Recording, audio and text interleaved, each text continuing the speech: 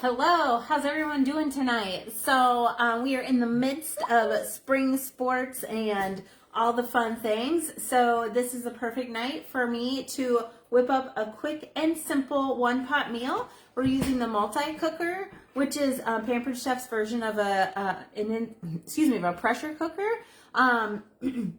Excuse me. This is our newest version. It has a lot more features as opposed to the quick cooker, which we had previously.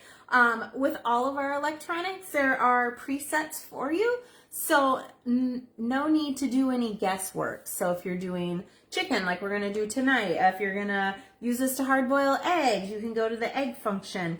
It is great for rice. I struggle to make rice at all anyway, other than in the multi-cooker. It's fantastic. Yogurt, I did make homemade yogurt in this, which again turned out fantastically. Seriously, if you follow the guide that comes with it, and just try a little bit of everything, it will become one of your favorite electronics in your kitchen too. My favorite, not my favorite, but one setting that I'm learning to love is the sous vide. For anyone who has heard of that, for anyone who hasn't, sous vide is a type of cooking that basically cooks the food in a warm water bath. It sounds weird, but it's really good. A lot of restaurants cook their meats in sous vide. So that is something we've been doing. Most recently with that, we've done pork chops and they turned out great. If you've ever had a pork chop I've made before I found out about sous vide, you know that they have not been fantastic. So now we're back on track with that function.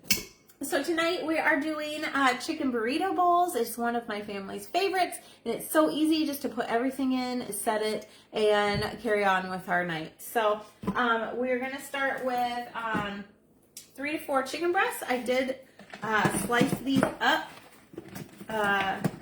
using our closing cut is the best tool for filleting any of your chicken breasts. I actually bought it, the closing cut, to cut grapes in half when my kids were little because I was worried they would choke on them. And then lo and behold, turns out I can use it to fillet the chicken breasts. So if you buy chicken breasts, you know they're thick on one end and skinny on the other, so cooking them can get a little wonky.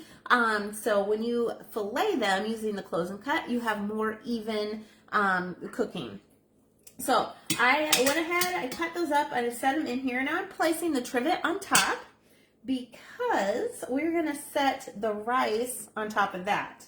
So when using the multi-cooker, you want to have at least 1 cup of fluid in here, whether it is 1 cup of water, 1 cup of broth, salsa, any fluid, because the pressure, you're building the steam and the pressure inside of here. You don't want it to dry out before it's done cooking. So tonight I'm adding green chili enchilada sauce. That will be our liquid. It also calls to use chicken bouillon, which I don't have, so we're just going to skip that. I am going to add a little bit more seasoning. We've got everything taco seasoning. I've been playing with this and using it for more than just tacos. We had fajitas last night. Love them on fajitas. And tonight I'm adding it. I already rubbed some on the chicken breast. I'm adding it to our burrito bowls too. So this is a great alternative, less sodium than the taco seasoning packet to buy at the store. So definitely something you'll want to try out. So we got that. And actually I jumped the gun. I forgot to put the vegetables in. Let me just set that out. I'm pampered, not perfect. So got the chicken in there. I'm adding chunked onion and chunked peppers because I love sweet peppers. Plus it's really colorful. Love it, love it. So I'm going to use my tongs to kind of spread these out and flatten it in there because I got to put the trivet on top. So we're putting the trivet on top and kind of settling it in there between all the chicken breasts and everything we got going.